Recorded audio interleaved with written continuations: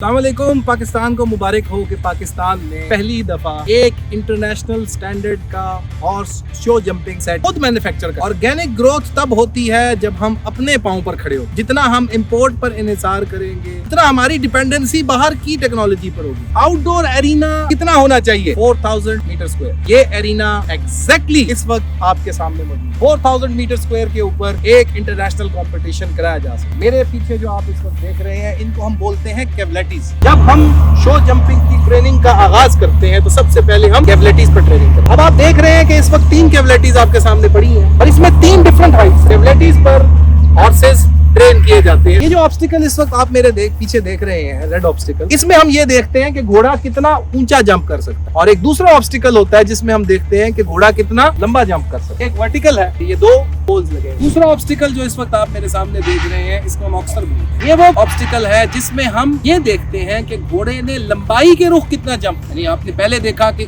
घोड़ा height perspective से कितना ऊंचा जंप कर रहा है। यहाँ सिर्फ ऊंचाई नहीं देख रहे, हम लंबाई भी देख रहे हैं। तो लंबाई हम कैसे देख रहे हैं? पहला ऑब्स्टिकल और दूसरे ऑब्स्टिकल के बीच में फासला है। तो इस तरीके से हम देखते हैं कि घोड़ा लंबाई के रुख कितना जंप कर सकता है। ये बड़े बेसिक और छोटे ऑब्स्टिकल। घोड़ा इधर से जंप करेगा, सबसे पहले वो हाइट अटेन करेगा, उसके बाद वो लंबाई कितनी अटेन करता है वो इस ऑब्स्टिकल से चेक करता है। तो इस तरीके से हमारे पास मुख्तलिफ ऑब्स्टिकल्स होते हैं। तो ये अब ऐसी चीज है जो कि पाकिस्तान में आनी ही आनी है। तो we have wonderful arena over here. इसके बिल्कुल साथ आपके सामने वहाँ वार्मिंग अप एरिना। किसी भी इंटरनेशनल कॉम्पिटिशन की रिक्वायरमेंट होती है कि सबसे पहले आपको एक वार्मिंग अप एरिना चाहिए और साथ में आपके पास कंपटीशन एरिना होना चाहिए। ये दोनों चीजें यहाँ पर मौजूद है। Thank you so much.